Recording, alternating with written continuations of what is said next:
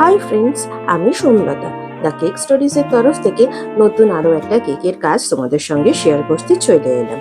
এটা কিন্তু চকলেট বা ম্যাঙ্গো কেক ছাড়া অন্য আরেকটা ফ্লেভারের কেক।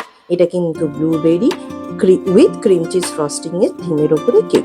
এখানে যে ব্লুবেরি ক্রাশটা ইউজ করি সেটা অবভিয়াসলি আমি চুজ করি যেখানে ব্লুবেরি ক্রাশেসের সঙ্গে সঙ্গে ব্লুবেরির পিস পাওয়া যাবে বা ব্লুবেরি জিনিসটাকেই পাওয়া যাবে। তাতে কেকের ফ্লেভারটা অনেক বেশি এনহ্যান্স করে। ক্রিম চিজের সঙ্গে ছাড়াও কিন্তু আমরা হোয়াইট চকলেট মুস দিয়েও কিন্তু আমি কেক করি। তাতে কি এতে ব্লুবেরির টেস্টটা আরো বেশি এনহ্যান্স হয়। তোমরা তো জানো যে শুধু লেয়ারিংয়ে আমি ফ্রস্টিং দিই না, বাইরের ওপরে যে ক্রিমটা দিচ্ছি সেখানেও একটুখানি ক্রাশটা দিই যাতে প্রপারলি ব্লুবেরির ফ্লেভারটা পাওয়া যায়। কেননা স্পঞ্জে আমরা যে এসেন্সটা ইউজ করি সেটা কিন্তু খুব বেশি স্ট্রং এসেন্স দেওয়া যায় না, দিলে সেখানে কিন্তু একটু আর্টিফিশিয়াল টেস্ট করে। তো সেইখানে কিন্তু টেস্ট এনহ্যান্সারের জন্য কিন্তু আমাদেরকে ক্রাশ ইউজ করতেই হয়। যদি ক্রাশ নাও ইউজ করি তাহলে খুব মাইল্ড ফ্লেভার পাওয়া যায়। ক্রিমে যদি এসেন্স ইউজ করি সেখানে আর্টিফিশিয়াল খেতে লাগে, যদি আমরা ক্রাশ ইউজ করি তাহলে কিন্তু জিনিসটা অনেক টেস্টি হয়। এই জন্যই কিন্তু হোমমেড কেক সবাই নিয়ে থাকে। দোকানের কেকে কিন্তু এরকম এত সুন্দর ফ্লেভার কিন্তু এনহ্যান্স করা থাকে না।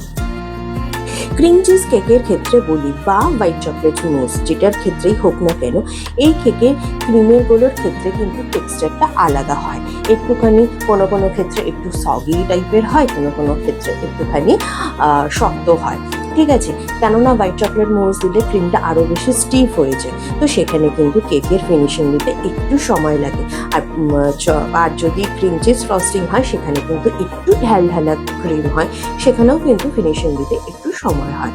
সো চেষ্টা করবে তোমরা যে এই টাইপের ফ্রস্টিং দিয়ে কেক করলে সেগুলোকে একটু টাইম দিয়ে ফিনিশিংটা দেওয়ার। এখানে আর আরেকটা জিনিসও বলে রাখি, ক্রিম চিজ ফ্রস্টিং হলে সেখানে কিন্তু কালারটা একটু বিট ইয়েলোইশ আসে।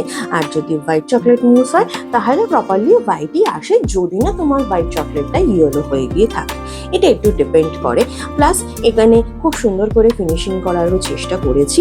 অ্যান্ড এটা একটা খুব সুন্দর থিমের ওপরে কেক। আমি একটুখানি ভিডিও অ্যাড করতে ভুলে গেছি, বিকজ ওটা আমি রেকর্ড করতে ভুলে গেছি, কিন্তু তা সত্ত্বেও তোমাদের সঙ্গে বাকি পুরোটা আমি দেখাচ্ছি যে জিনিসটা কত সুন্দর দেখতে হয়েছে। তোমাদের কেমন লাগছে তোমরা কিন্তু অবশ্যই আমাকে কমেন্ট করে জানিও। তোমাদের কমেন্ট কিন্তু আমাকে অনেকটা বেশি সাপোর্ট করবে আরও এগিয়ে যেতে, আরও নতুন নতুন কেকের ডিজাইন তোমাদের সঙ্গে শেয়ার করতে। এখন কিন্তু সবসময় কেকের ডিজাইন আমাদের নিজেদের উপরে হয় না, কেননা কাস্টমারও এখন কিন্তু অনেকটা ডিমান্ডিং হয়েছে। এটা কিন্তু একটা বিরাট কোহলি থিমড কেক।